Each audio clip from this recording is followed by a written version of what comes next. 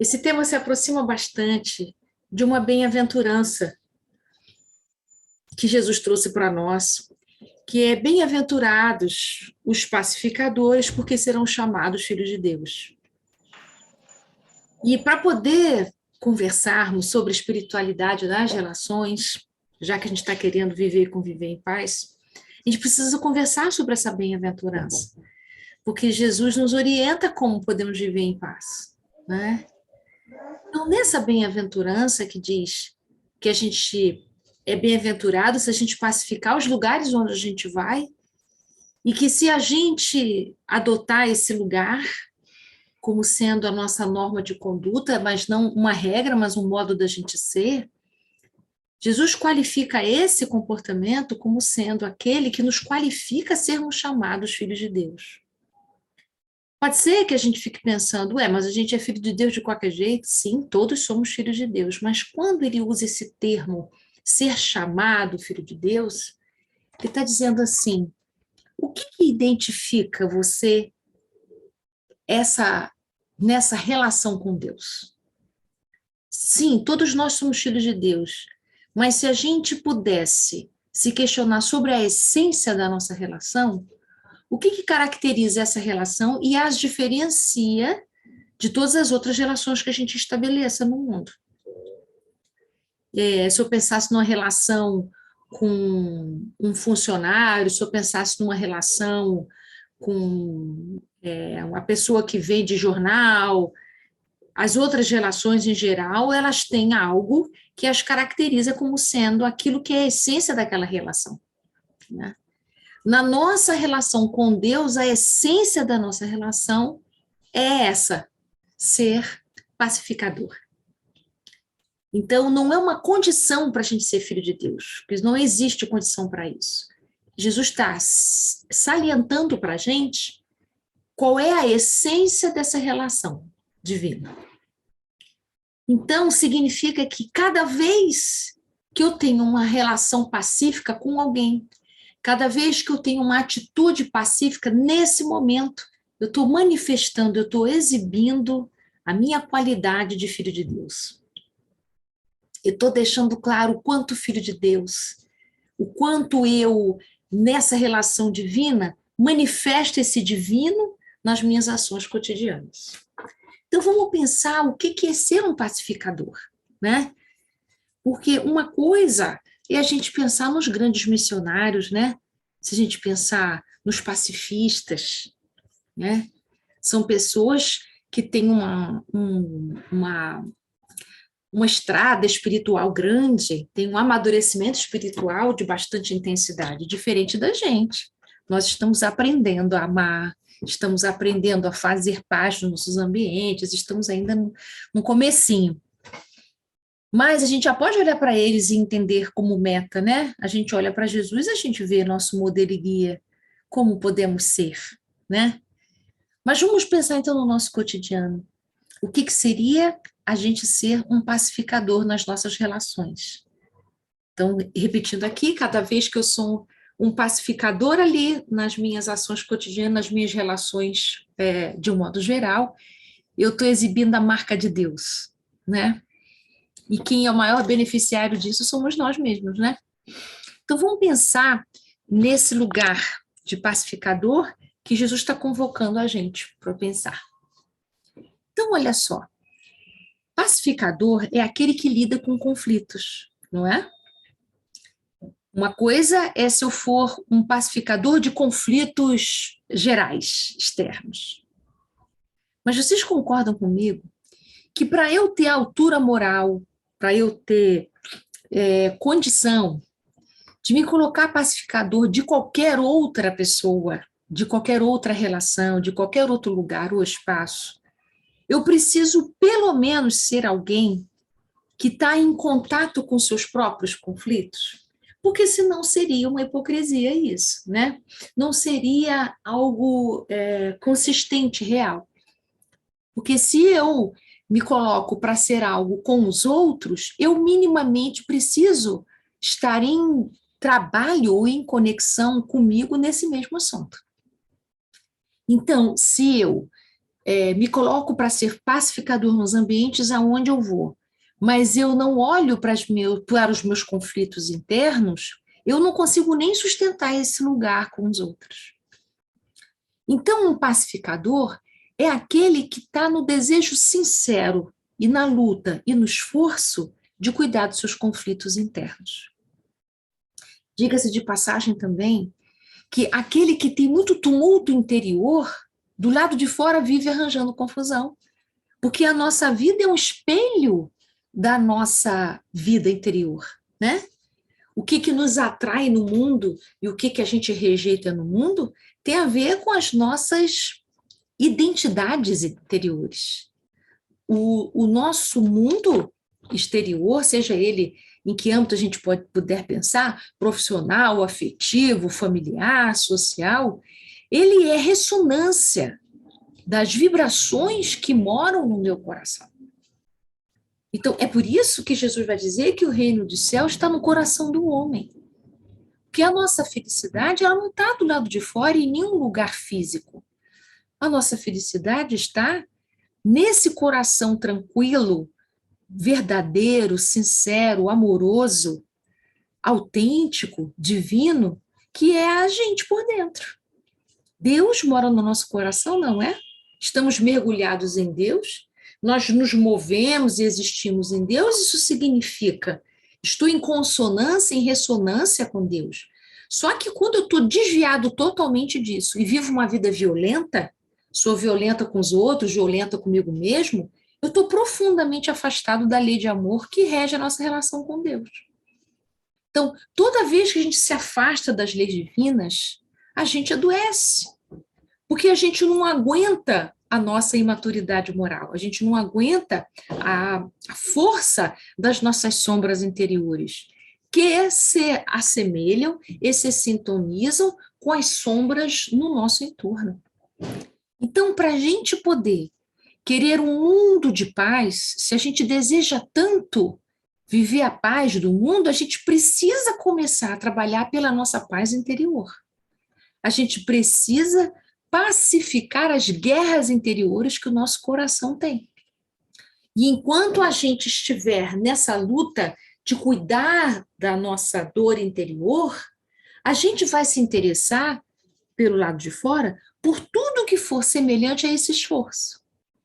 Então, naturalmente, a gente vai encontrar no mundo exterior a nós ensejo e oportunidade do trabalho do bem que possa pacificar ambientes, relações, pessoas. Então, não adianta fazer discurso de paz. O que adianta de verdade é a gente pacificar os nossos conflitos internos, as nossas inseguranças, os ódios, não é? As nossas contradições, as nossas diferenças, os nossos medos. É isso, são esses conflitos em processo de cura que nos habilitam a falar de paz em qualquer lugar. Então, quando eu estava pensando nisso, eu me lembrei, gente, de um mito grego chamado mito de Quiron, quanto a esse lugar de pacificador que a gente quer, que na verdade é um lugar de cura, é um lugar de transformação, né? Não é um lugar pronto. Não é um pacificador quem já é pacifista, porque isso é um processo longo para nós ainda. Nós estamos num grau anterior. Então, o que Jesus está propondo para a gente não é que a gente já seja um espírito perfeito. Ele sabe do nosso processo de amadurecimento, mas Jesus sabe do nosso potencial. Jesus sabe que a gente é capaz de fazer ambientes pacíficos em pequeno grau, não precisa ser uma multidão. A começar por mim. Então, nesse mito de Quiron, que eu queria contar para vocês rapidamente, bem simplesinho, Quiron era um centauro, um guerreiro, que numa das suas peregrinações pelo mundo se feriu muito gravemente e ele teve que deixar né, sua peregrinação e ir em busca da sua cura própria, para ele poder voltar a ter uma vida normal. E essa ferida, dizem que é na coxa que ele se fere, né, na perna. Ele, então, começa a procurar pessoas para ajudá-lo nessa cura e ele não consegue achar. Ninguém conseguia curar o Quiron. Ele, então, parte em busca da cura própria. Então, ele vai para as florestas, ele começa a preparar chá de ervas, experimenta outro, não melhora. Ele começa, então, a preparar ungüentos, porque a ferida sangrava muito. Então, ele pega essas ervas, fazia um processo de maceração, fazia um emplastro, né? Colocava na ferida, melhorava, aí depois voltava a abrir novamente.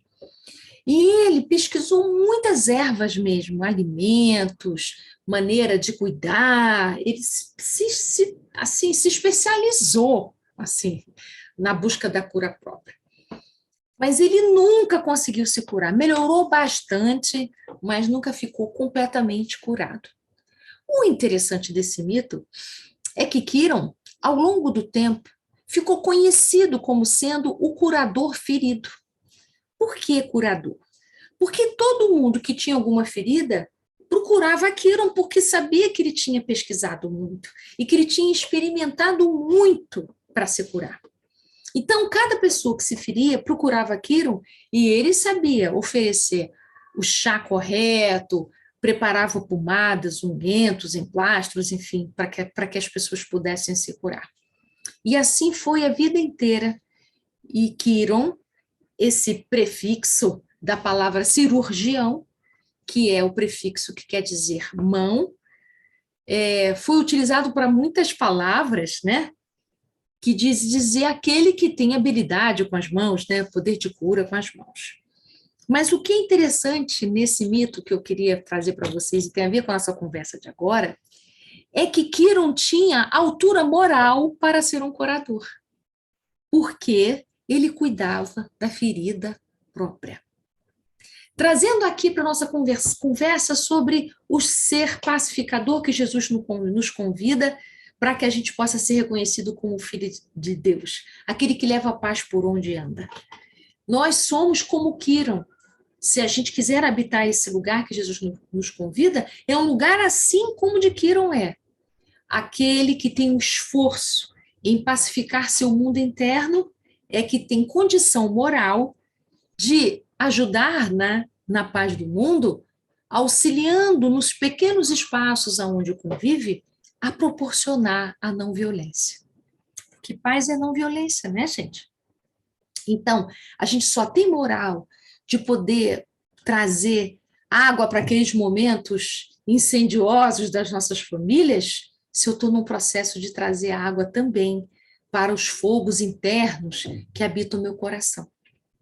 Então, todo aquele que, como um curador ferido, se habilita e se coloca para trazer paz aos ambientes onde está, será chamado filho de Deus. É isso que Jesus está convidando a gente.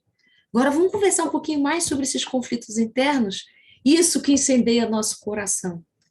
O que será? O que será que torna as nossas feridas tão difíceis da gente curar? Em primeiro lugar, é que a gente não tem clareza que tem feridas internas. Nós achamos que falta paz no mundo porque o mundo é complicado. A gente acha que falta paz na nossa família porque a nossa família é complicada. A gente acha que as pessoas que a gente convive são violentas porque elas são complicadas. Como se nós não tivéssemos nada a ver com isso. Como se nós também não tivéssemos nossas complicações. Como se nós também não fôssemos violentos. Existem muitas formas de violência, inúmeras formas. A mais comum é a violência da palavra. A gente não sabe o quanto a gente é violento com a palavra. A gente reconhece muito facilmente a violência física. A gente reconhece como faz falta a paz no coração de alguém que agride os outros fisicamente. É verdade.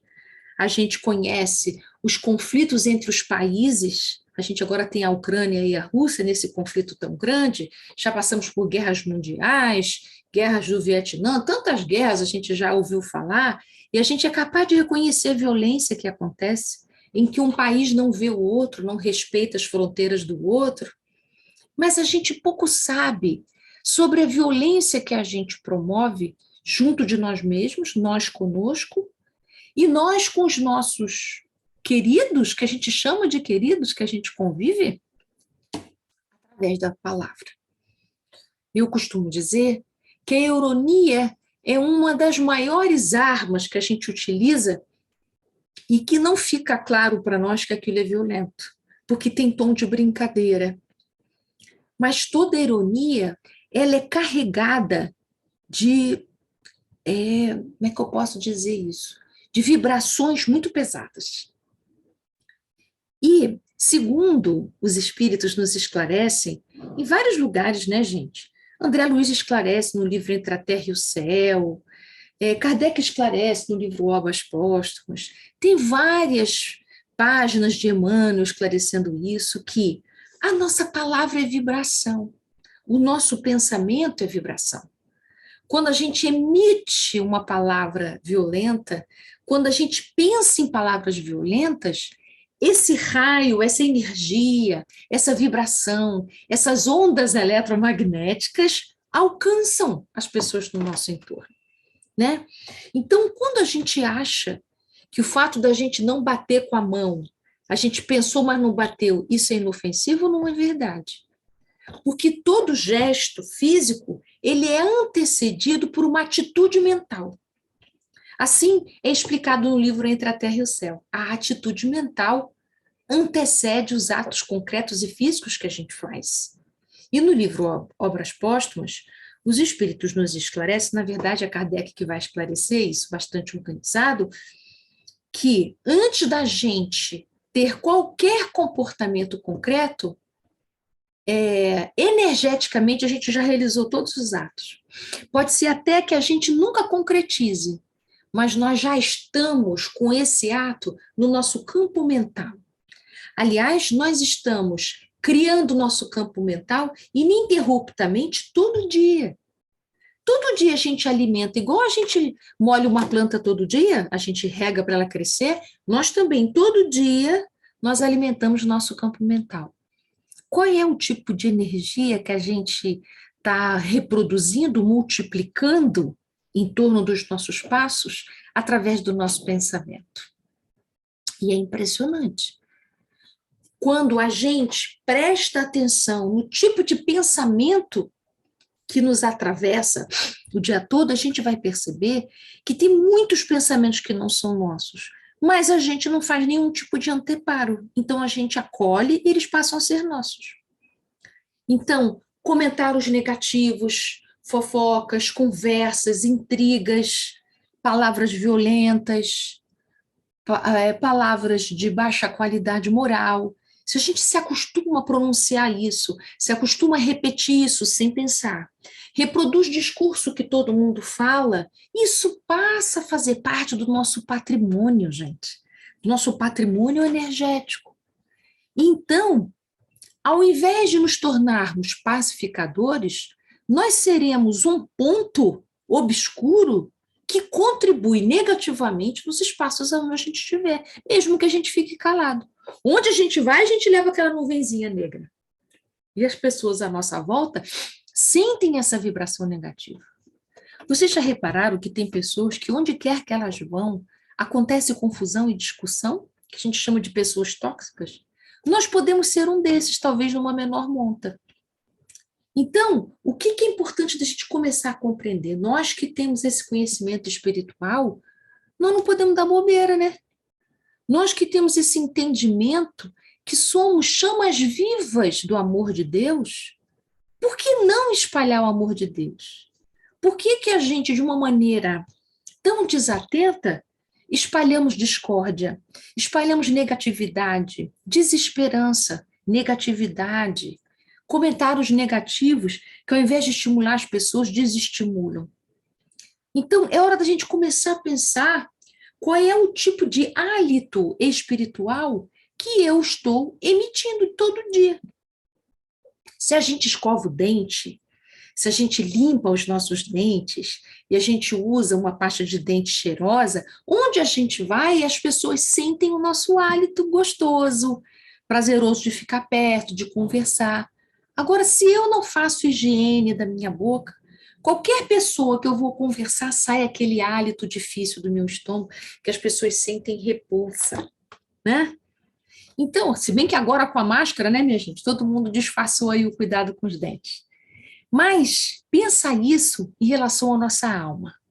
A nossa alma, sem a higiene mental, a nossa alma sem a limpeza dos pensamentos, sem a limpeza das nossas intenções, sem a busca da cura dos nossos infernos interiores, o que a gente oferece nos espaços onde a gente vai?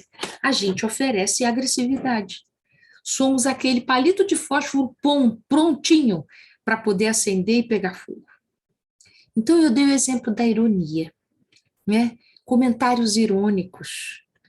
Todos os comentários irônicos, gente, eles esterilizam as relações. Não nasce nada. Pessoas que têm o hábito da ironia, ao seu redor, nada cresce.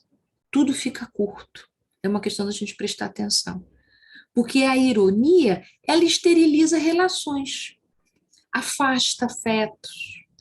Ninguém tem. No primeiro dia a gente não presta atenção, no segundo a gente começa a prestar, no terceiro começa a se sentir incômodo, no quarto a gente já não quer ficar mais perto.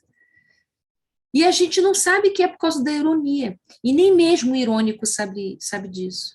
Mas ali tem uma raiva que se destila, que é resultado de conflitos interiores não curados, não cuidados, melhor dizendo. Então, a gente precisa começar a prestar atenção nos nossos discursos, né? Nos discursos que são comumente negativos, que tiram força, que tiram coragem, desânimo dos outros, né? Há uma página do Emmanuel chamada Não Furtarás, em que está no livro Justiça Divina, em que Emmanuel diz assim: tá certo que a gente não rouba, a gente não furta a bolsa dos outros, mas a gente furta a esperança, furta ânimo, furta sonhos, furta ambiente positivo, furta alegria. Então, procuremos cuidar dessas nossas trevas exteriores. Isso é um vício tão grande que a gente nem presta mais atenção. Então, eu falei do vício da ironia. Tem também o vício da crítica. Tudo o que é feito, eu critico. Tenho aquela frase de crítica. Nada está bom. Nunca está suficientemente bom. Tem sempre alguma coisa que não está boa, tem sempre algo que não está gostoso, que não está limpo, que não está como eu gostaria que fosse. Então, em vez de eu semear a paz naquela relação, eu semeio o desânimo de continuar fazendo aquilo. Então, dá um exemplo para vocês, né? Imaginar que o seu filho nunca te ajuda na cozinha, nunca. Aí um dia ele está lavando a louça. Ao invés de você chegar e dizer, meu filho, que delícia, muito obrigado por você lavar minha louça, você reclama, que bicho deu em você hoje? Deve ter acontecido alguma coisa de muito grave, porque você está lavando a louça, né? Pensa, quem escuta isso, tem vontade de continuar lavando a louça ou tem vontade de largar tudo? Né? Tem vontade de largar. E você que disse isso, você acabou de romper com o mandamento de Deus, que está lá nos 10 mandamentos, não furtarás, você acabou de furtar. O pequeno ânimo que nasceu nele de querer lavar a louça. E você ainda pode, ironicamente, dizer, já sei, está querendo alguma coisa, fala lá o que você quer que eu pago. Né? Então, com a ironia, que tem a pretensão de brincadeira, você jogou toda a sua raiva dele nunca ter lavado a louça, nunca ter te ajudado. Ao invés de você poder incentivar o primeiro movimento, que talvez desse origem ao segundo, origem ao terceiro. Então, são essas pequenas coisas que a gente faz no lar em que a gente destrói as plantinhas nascentes de modificação moral das pessoas no nosso entorno. Você pode pensar assim, puxa, mas só porque eu falei isso a pessoa já desanimou? Só porque você falou isso, não, porque quando você fala isso, você não está bem acompanhado. Então, isso é algo que já está te acompanhando há bom tempo. Essa raiva que você cultiva de ser sobrecarregado, de ninguém nunca te ajudar, de você pedir ajuda e não escutar, você está carregando isso com você. Isso é o seu hálito, que não é do dente, é o hálito do seu coração que está no seu entorno, que está nessa nossa região, né? Desses chakras importantíssimos que a gente tem aqui, que é o coronário, o frontal e o larígeo, nós estamos emitindo, e aqui vem o chakra do coração. Quando eu falo uma frase dessa, que tipo de vibração vocês imaginam que a gente está emanando, né? Então, entende a metáfora do curador ferido? Se eu tenho uma ferida, eu preciso começar a curar essa ferida e não continuar destilando o meu mal-estar onde eu estou, porque senão eu crio feridas novas. Olha que coisa interessante que é esse conhecimento que a doutrina espírita nos traz. Quando a gente não se decide curar-se, a gente cria feridas novas e cronificamos as velhas. Pensa, uma unha encravada, uma bobagem, unha encravada, né? Não é nenhuma ferida grave.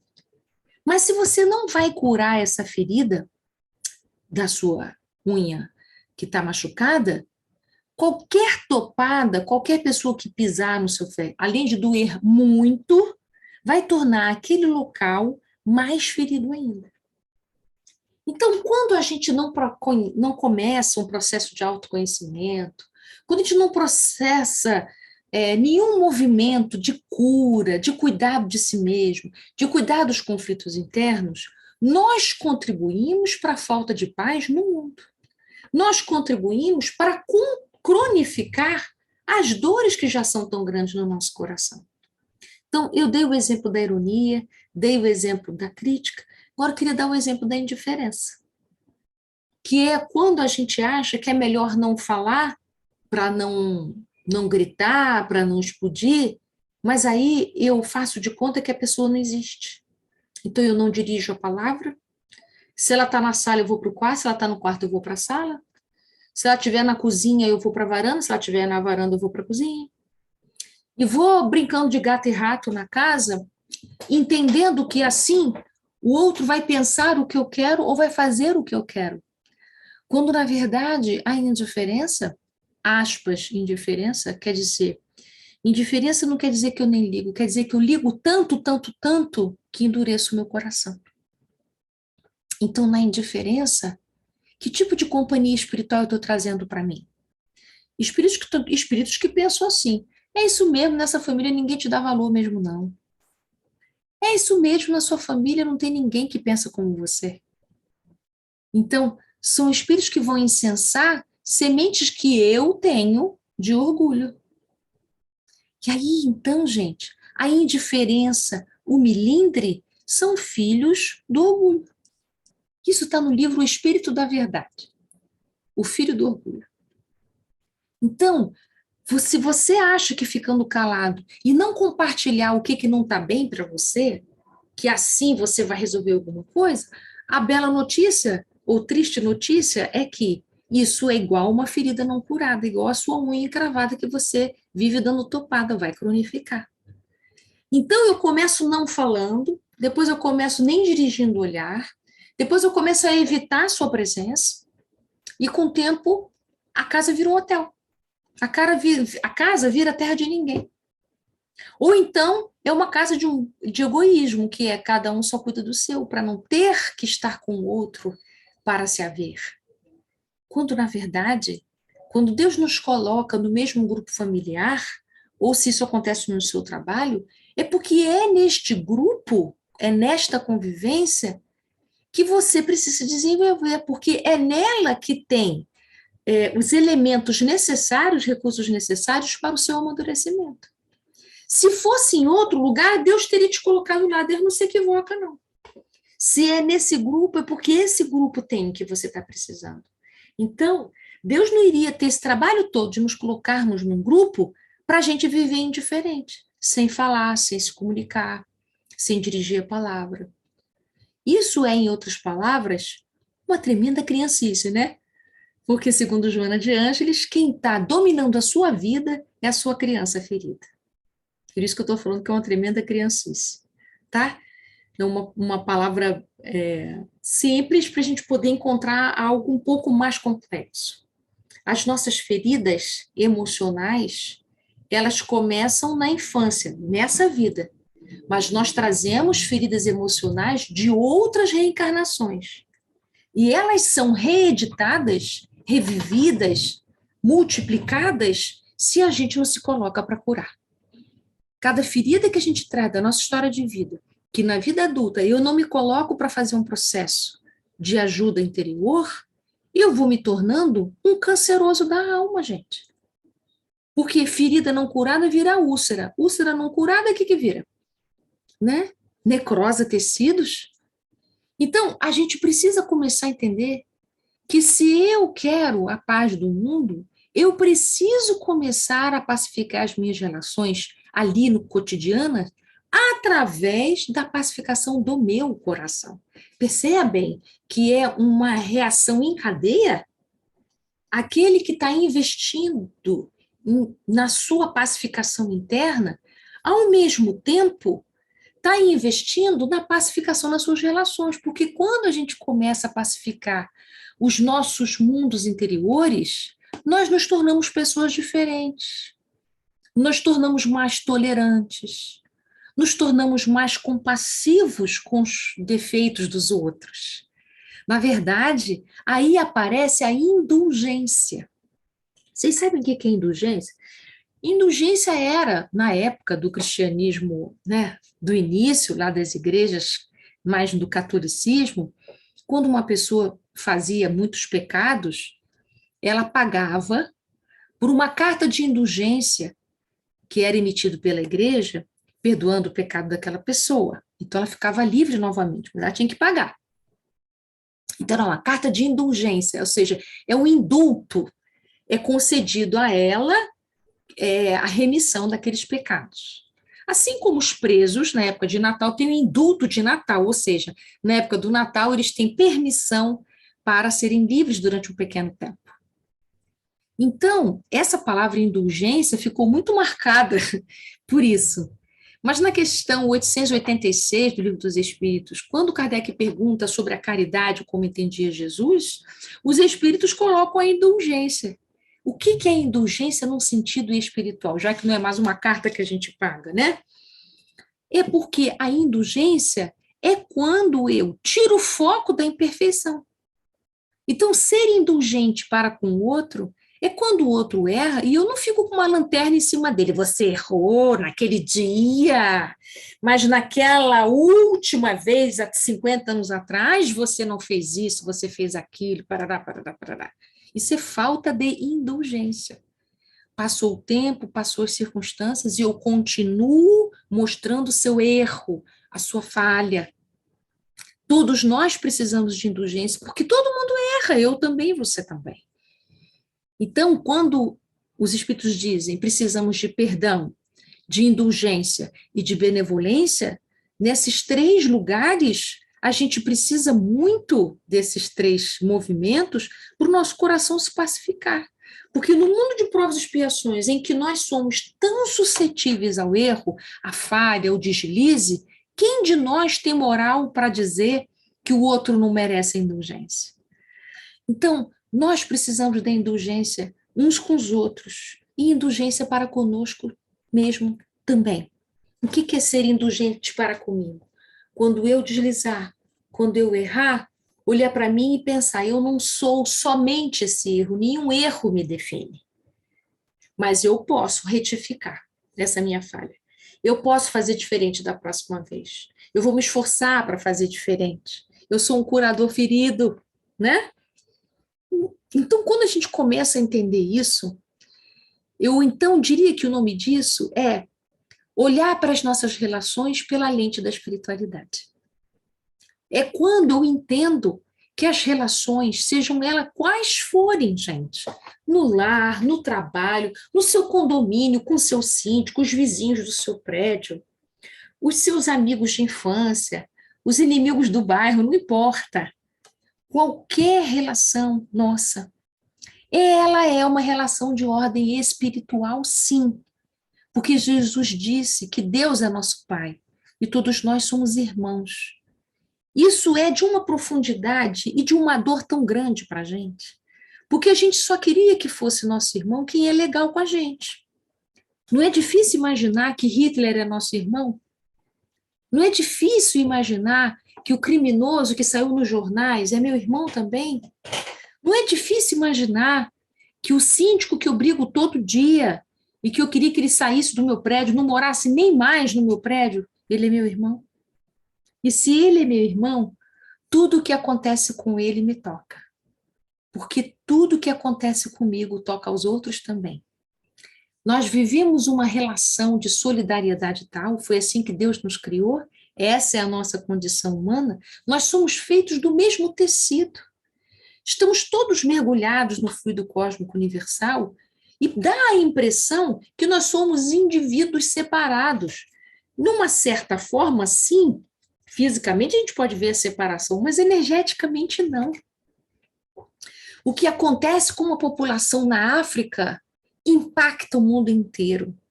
O que acontece numa população que sofre uma guerra como a Ucrânia impacta o mundo inteiro. O que acontece na floresta amazônica impacta sim. Se acontece um derramamento de óleo e impacta numa rede de moradores de uma região que vivem da pesca, e eles sofrem por causa disso, impacta a gente aqui também, mesmo que eu não conheça aqueles pescadores, são meus irmãos. Se você escutasse que seu irmão de sangue está lá do outro lado do mundo, numa guerra, você não sentiria, seu coração não ficaria doendo? E então, é só porque ele é de sangue? Não, ele é tão filho de Deus quanto você. Nós convencionamos que a gente só ia abrir o nosso coração e nos sentirmos tocados por aqueles que são nossos irmãos de sangue. Mas o que Jesus veio explicar a nossa relação de fraternidade transcende a consanguinidade.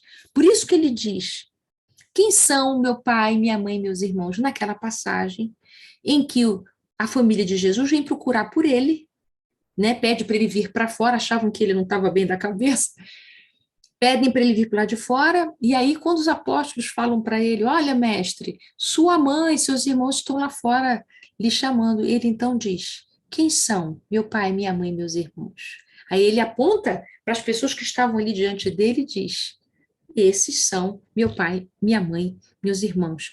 Longe de poder romper ou de desqualificar o que é a família consanguínea, não, Jesus ampliou nosso conceito de família. Todos fazem parte da nossa família. O mendigo, o catador de lixo, tanto quanto o rico, tanto quanto um criminoso, tanto quanto um usurpador, ou aquele que é tão nobre, aquele que você admira, o seu amigo mais íntimo, o seu irmão de sangue, o seu pai, a sua mãe, a sua avó, o seu avô, são todos seus irmãos, nossos irmãos. Nesse sentimento de fraternidade, o que Jesus salienta é, se todos estamos na relação humana de solidariedade, somos corresponsáveis pelo bem-estar de todos. Então, qualquer bem-estar que eu promova a qualquer irmão meu, quando Jesus diz que se a gente fizer a qualquer um, está fazendo para ele também, olha como é que ele está acentuando a relação de fraternidade e se incluindo, né? Qualquer coisa que façam de bem-estar em qualquer parte desse mundo é para nós também. Então, esse pensamento que, eu nem sei se eu posso usar esse termo, é um pensamento ecológico, é um pensamento ético, porque nós não podemos querer para um outro alguém o que eu jamais gostaria que acontecesse comigo, não é? Isso modifica a minha maneira de agir. É assim que a gente precisa pensar as nossas relações. Em primeiro lugar, eu comigo, né? Eu não posso ser aquele que sou violento para comigo, aquele que sou tóxico para comigo, aquele que sou implacável para comigo. Tem pessoas que dizem assim para mim, eu sou muito severo, como se isso fosse como se isso fosse um elogio, uma virtude. Não, ser severo consigo mesmo não é virtude. Você está faltando com a compaixão, está faltando com amor para consigo mesmo. A gente, para poder ser amoroso com os outros, passa pelo amor comigo mesmo. Porque se eu não ofereço o melhor para mim, de que lugar eu ofereço o melhor para o outro? Né? Então, a gente precisa começar a pensar que as nossas relações humanas são todas de cunho espiritual, transcendem em muito as nossas relações consanguíneas. As nossas relações consanguíneas são relações provisórias, que de encarnação em encarnação vamos estabelecer papéis diferentes nessas relações consanguíneas. Mas a nossa família mesmo é a humanidade. É o que no Evangelho está descrito como parentela corporal e espiritual, e as grandes diferenças que há entre as duas. Então, nós começamos a pensar nisso, mas não para a gente separar, pelo contrário, é para que um dia a nossa parentela espiritual seja de uma ordem tão grande, de uma dimensão tão superior, tão boa, tão amorosa, que não importa os laços corporais que eu tenho, vai ser uma e a mesma coisa. Então, para a gente poder se colocar como bem-aventurado em sermos pacificadores das relações, aonde quer que a gente se encontre, e assim seremos chamados filhos de Deus, nós precisamos partir do princípio que são relações espirituais, somos espíritos, irmãos, filhos de Deus, todos nós, e essa fraternidade sem fronteiras é que caracteriza a essência da nossa relação divina com Deus. Então, meus amigos, o que eu queria poder deixar com vocês aqui com muito carinho é um incentivo para poder olhar, em primeiro lugar, para os seus conflitos interiores, para essas dores que insistem em morar no nosso coração, que tornam o nosso verbo ácido, que torna todo o amor que a gente sente tisnado, manchado, enferrujado, marcado por esses amargores. Já está na hora da gente fazer uma renovação dessas nossas mágoas velhas, deixar de carregar preconceitos que tanto nos pesam os ombros e nos afastam dos nossos irmãos. Então, precisamos de verdade começar a plantar, começar a adubar as terras do nosso coração, para que nasçam flores perfumadas. Quem a gente vai convidar a entrar na nossa casa, né? A nossa casa mental, a nossa casa do coração. Por mais que seja um amigo, uma pessoa que nos conhece, nós gostaríamos de entrar numa casa cheia de mágoas, numa casa cheia de ódio, numa casa cheia de ressentimento. Então a gente precisa começar a melhorar a nossa comunicação. Precisamos abrir mão da técnica da indiferença para ver se alguém se toca, da técnica do grito, da ironia, da desqualificação e da crítica do comportamento do outro. Eu dei alguns exemplos, esses são os mais comuns. É a gente usar de negação da comunicação, né? Não falo, não olho, não dirijo a palavra, estou repetindo para ficar bem gravado. Ou então eu sou o crítico, né? Qualquer atitude que você tenha, acentua às vezes que você não fez aquilo ou que você não está fazendo suficientemente aquilo. Ou eu posso falar com você totalmente no grito, porque eu tenho tanto medo de você não me escutar que eu invado e sou violento com você através da altura da minha voz. E posso, às vezes, utilizar palavras de baixa qualidade de vibração. E por último, na verdade, foi o primeiro que eu falei, eu posso usar da ironia, que esteriliza, que torna as relações em que não se desenvolve, torna as relações com pouco crescimento ou nenhum crescimento, porque eu desconfio tanto, eu tenho um coração tão desconfiado que eu tenho o hábito da ironia, porque com a ironia eu não crio expectativa. No menor movimento do outro na minha direção, eu ironizo, pronto. Aí ele não vem mesmo na nossa direção. Então, cuidado com essas nossas fantasias de autossuficiência, de que a gente vive melhor sozinho, de que sozinho tudo é melhor. Se fosse melhor mesmo, Deus não teria nos colocado em família para a gente se desenvolver. Então, nós precisamos uns dos outros para o nosso desenvolvimento, para a nossa felicidade, para o nosso crescimento e, claro, para a gente poder ser chamado filho de Deus onde quer que a gente se encontre. E é isso, meus amigos. Muita gratidão. Espero que tenha sido útil para vocês e a gente se encontra numa outra oportunidade.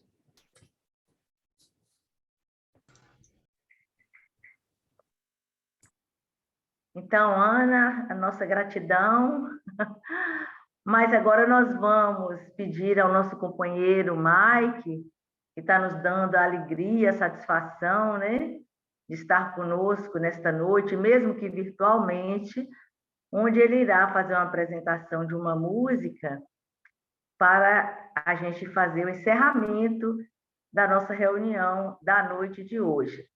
Então, Mike, com você, o nosso momento final, que ele vai cantar, né, a oração de São Francisco de Assis.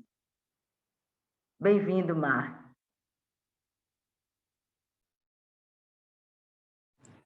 Boa noite. Me ouviu bem agora? Acho que melhorou, né?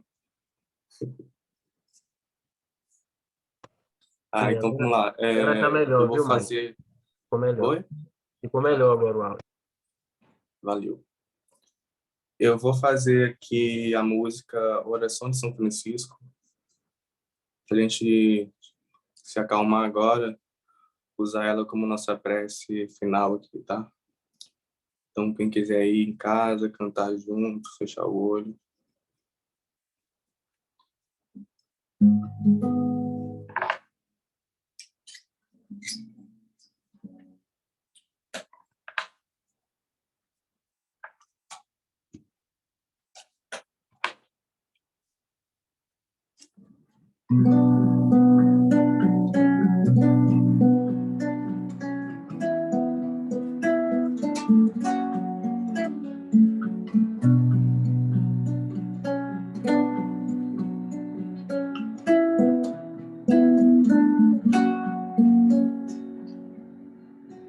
Senhor, fazei-me instrumento de vossa paz.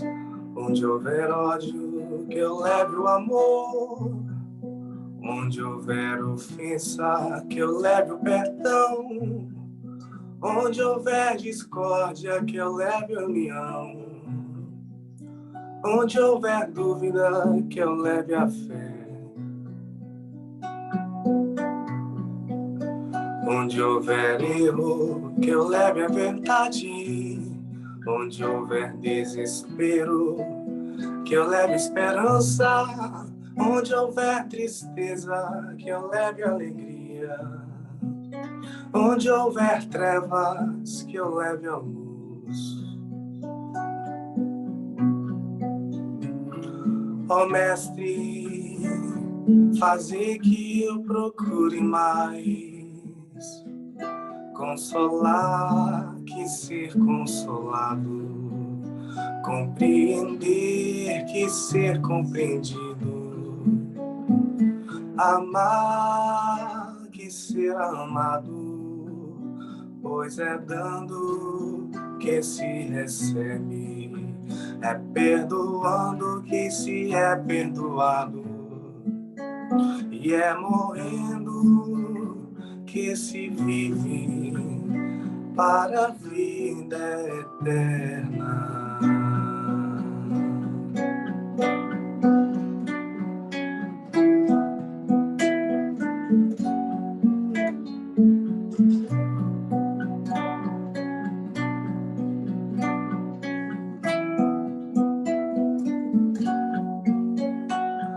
Ó Mestre, fazer que eu procure mais consolar que ser consolado, compreender que ser compreendido, amar que ser amado, pois é dando que se recebe, é perdoando que se é perdoado, e é morrendo que se vive para a vida eterna.